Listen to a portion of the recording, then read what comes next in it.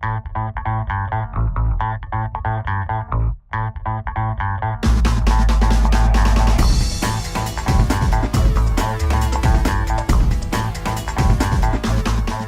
up YouTube, Joe Cage here.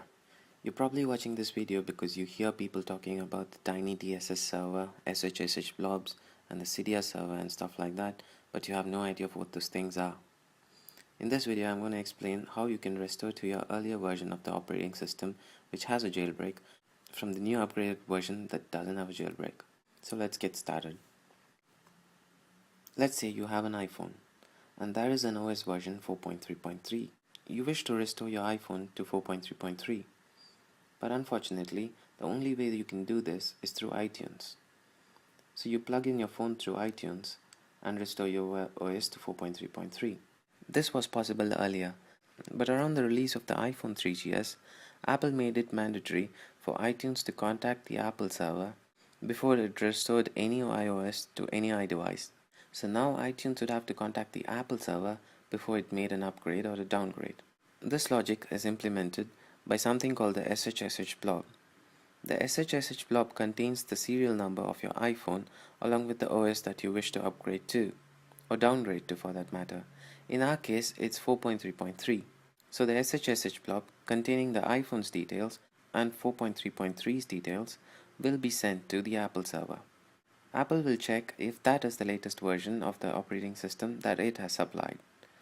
If it is true, it will sign the SHSH blob and it will send it back to iTunes. And iTunes, on receiving a positive response from the Apple server, will go ahead and install 4.3.3 on your iPhone. Let's consider the scenario where you have an iPhone and you already have 4.3.3 installed on it. You can go to jailbreakme.com, which is by Comex, and jailbreak your phone. So your jailbroken iPhone would work seamlessly by syncing music, notes, contacts and everything from iTunes. But say Apple comes up with 4.3.4 and you will be prompted by iTunes asking you to upgrade to the latest version. If you had accidentally clicked on yes, 4.3.4 will be downloaded to iTunes and before you know it, you'll have 4.3.4 on your iPhone. And this means your jailbreak will no longer work. You might even try going to jailbreakme.com, but it will not work on 4.3.4 because jailbreakme.com is only for 4.3.3 and versions that have been released before 4.3.3. So since the jailbreak won't be working, you will be stuck with 4.3.4. To the links that I've mentioned to download 4.3.3, but you will still not be able to restore it because the SHSH blob will be again created for 4.3.3 and Apple this time would refuse to sign the SHSH blob because it has already released 4.3.4. So an unsigned SHSH blob will return to iTunes and iTunes will not let you restore 4.3.3 onto your iPhone. Now let us go to the time when you are having 4.3.3 on your iPhone. You are able to jailbreak this version, and at this point in time, since Apple was having 4.3.3 as its latest version, it would be signing the SHSH blobs for 4.3.3. This is where the Cydia server comes into play. A person named Jay Freeman, also known as Saurik, brought in a server known as the Cydia server. It is very much similar to the Apple server in the sense where the SHSH blob is sent and you receive a signed SHSH blob. The only difference is you dump your already signed SHSH blob onto the Cydia server. This can be used in future. The way this can be done is through a software called Tiny Umbrella, or you will be prompted with this screen when you start Cydia for the first time. And when you hit on Make My Life Easier, your SHSH blob will automatically be saved to the Cydia server. I'm going to show you how you can use the Tiny Umbrella software. So you go to this link here, the firmwareumbrella.blogspot.com, and if you scroll, you'll be able to see that in the right side you have Tiny Umbrella for OS 10 and Windows. You download the Tiny Umbrella software for OS 10 and you go ahead and install it. Once you've installed it, when you open the Tiny Umbrella application, you'll have something like this. Now make sure iTunes is closed and connect your iPhone to your computer. And you will notice that connected devices iPhone pops up here. You select the iPhone and hit on Save SHSH. And now a progress bar will be displayed at the bottom of the screen. Once the progress bar completes, your SHSH blob will be saved through Tiny Umbrella onto the CDR server. You can verify this by going to the log tab and looking into the console. And on the console, you'll be able to see that the SHSH blob for 4.3.4, 4.3.5 and 4.3.3 already been saved for this device.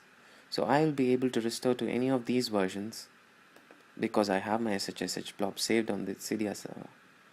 How this works is, now that you have the SHSH blob saved, after the release of 4.3.4, if you accidentally upgrade to 4.3.4, you lose your jailbreak. You can download 4.3.3 from any of the links that I have mentioned and try to restore it by putting your phone in the restore mode.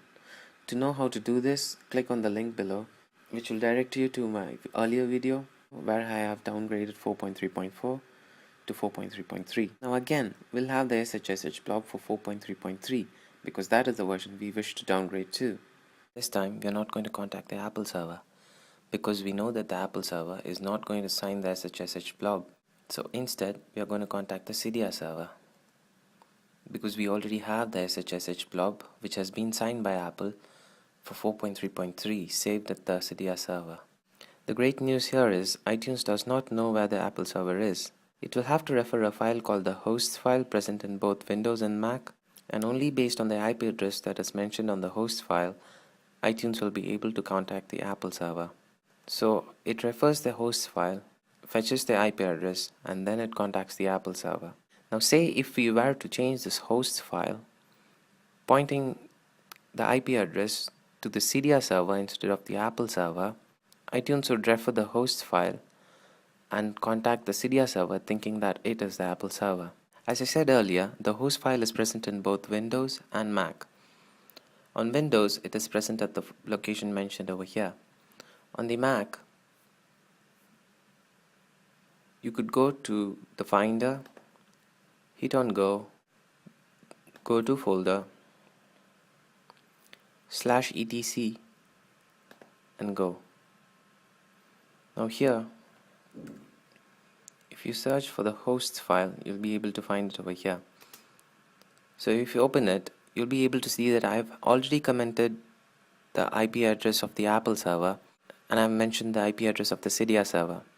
The hash in front of the value means the line has been commented, and this is the actual IP address of the Apple server. Now the new line that I've added here is the IP address of the CDR server. The host file is not easily editable because it requires admin rights. The only way to edit the host file is to make a copy of it on your desktop, open it, make the change and paste it back. And when you paste it back, you'll require your administrator password. The easier way to do this is to go to Tiny Umbrella, click on the Advanced tab and check this box saying Set Host to CDR Server on Exit. When you close this, Tiny Umbrella will automatically update the host file. So now that iTunes is pointing to the CDR server instead of the Apple server, and we wish to upgrade to 4.3.3, a SH blob for 4.3.3 will be created, and it will be sent to the CDR server instead of the Apple server. And CDR, which already has our dump of SHSH 4.3.3 with the signature from Apple, will send that to iTunes. And iTunes, thinking that it has received the authorization from Apple itself, will go ahead and install 4.3.3 on your iPhone. And this is the way a downgrade works. Now you can go to jailbreakme.com and jailbreak your iPhone. To see this being done practically, click on the annotation on the side and it will take you to the video where I have downgraded 4.3.4 to 4.3.3.